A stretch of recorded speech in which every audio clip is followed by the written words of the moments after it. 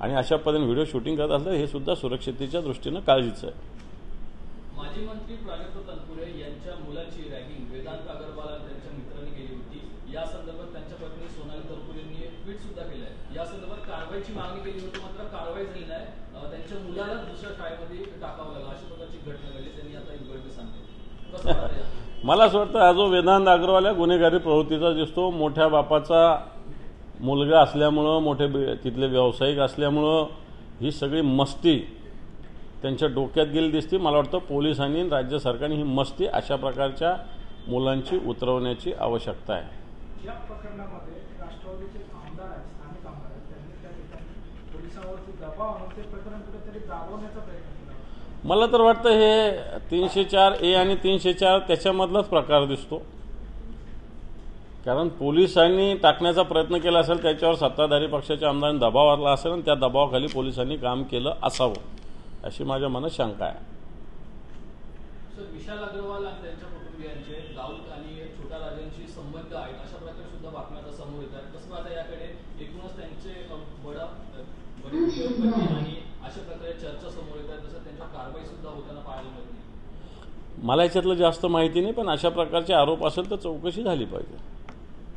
गजानन कीर्तीकर यांना पक्षातून हकालपट्टी करावी अशा प्रकारे शिशिर शिंदे यांनी मुख्यमंत्री एकनाथ शिंदेंना पत्र दिलंय. निवडणूक मतदानाच्या दिवशी पक्षविरोधी कारवाई कृत्य केलं असल्याचं वक्तव्य केलं असल्याचं त्यांच्यावरती आरोप करण्यात येतोय. कुठेतरी शिवसेनेमध्ये फूट पाहायला मिळते. अमित कीर्तीकर यांना मतदान केल्यामुळे त्यांच्या आईने शिवसेनेत फूट नाही, शिवसेनाच राहणार नाही त्यांची याच्यानंतर. या निवडणुकीत त्यांचा सगळ्या ठिकाणी पराभव आहे, त्यामुळे तो त्यांच्या पक्षातला अंतर्गत प्रश्न आहे. मुंबईमध्ये नालेसफाईवरून आता पुन्हा एकदा आशिष शेलार पाहणी करताना दिसतात, मात्र यावेळेला नालेसफाई ही म्हणावी तितकी झाली नाहीये. मोठ्या प्रमाणात आकडे जरी दाखवले असले तरी नालेसफाई झाली नाही असं त्यांचं एकंदरीत म्हणणं आहे. त्यामुळे आता नक्की ते आरोप कुणावर करणार याबद्दल हे पण आशिष शेलारांचं दरवर्षीचा हा उपक्रम असतो, अशा पद्धतीनं पाहणी करणं, आरोप करणं. तसं पाहायला गेलं तर आशिष शेलारांना त्यांच्या मतदारसंघाचं बघावं, बाकी मुंबईचं पाहायचं काही अधिकार नसेल. ते पक्षाचे अध्यक्ष असेल तर पक्षाचं काम करावं लागतं. फार मुंबईची जबाबदारी थोडी त्यांच्यावर आहे. सगळे नालेसफाई हे ते प्रशासन बघेल. प्रशासनाने नागरिकांना त्रास होणार नाही, दरवर्षी चांगल्या पद्धतीने काम करावं अशा प्रकारचं सूचना निश्चित प्रशासनाला आम्ही करू. त्यांच्याकडे एक ट्विट झाले, काल जी घटना घडली त्या घटनेवर राहुल गांधींनी ट्विट केले. त्यांचं असं म्हणणं आहे की राहुल गांधी या ठिकाणी राजकारण करतात पुण्याच्या घटनेवर. अच्छा, तुम्ही फार समाजकारण करतात प्रत्येक विषयात, म्हणून राहुल गांधी राजकारण करू नये अशा प्रकारचा विषय का? जर पोलीस चुकले तर त्यांना चुकलं असं का म्हणू नये? म्हटलंच पाहिजे. देश पातळीवर असा विषय केला तर चांगलं आहे. अशा विषयाची चर्चा होते, त्यातून मार्ग निघतो, त्याच्यावरून सुस्पष्टपणे कारवाईची भूमिका घेतली जाते. कारण केंद्राने सुद्धा अशा पद्धतीनं आता कायद्यामध्ये अनेक बदल केलेले 2019 पासून अनेक या सगळ्या बदल केलेले, त्याची अंमलबजावणी सुद्धा वेगानं होण्याची आवश्यकता आहे. पाण्याची टंचाई राज्यामध्ये फार मोठ्या प्रमाणात भासायला लागली आहे. मराठवाड्यातील शेतकरी सुद्धा आक्रमक झालेले पाहायला मिळत आहे एकूणच, आणि बियाणे सुद्धा महाग झाले. या पद्धतीने तुम्ही काही बाजू मांडून धरणार आहात का? बियाण्यांसाठी तुम्ही शेतकऱ्यांची भेट देणार का? काय नक्की तुमच्याकडे पाठपुरावा करण्यात येईल?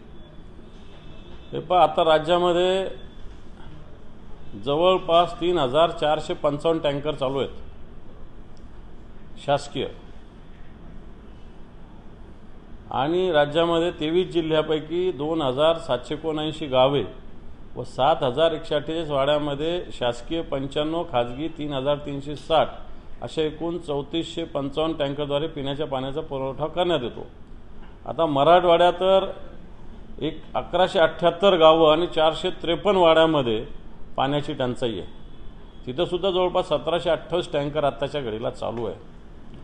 मला असं वाटतं या स्थितीकडं एक बारकाईनं लक्ष देण्याची आवश्यकता आहे. सरकार आता निवडणुकीत गुंतलेलं आहे, निवडणुका झाल्या, परंतु पाण्याची टंचाई ही विशेषतः पिण्याच्या पाण्याची टंचाई हा एक मुद्दा आहे.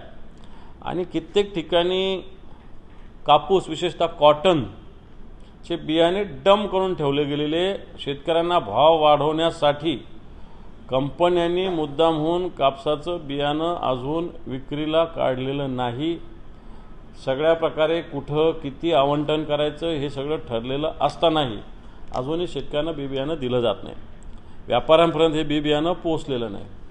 आणि म्हणून याच्याविषयी निश्चित आता 1-2 दिवसात शिवसेनेच्या वतीनं असेल, शेतकऱ्यांच्या वतीनं भूमिका आम्हाला फोन येत आहेत, पत्र येत आहेत.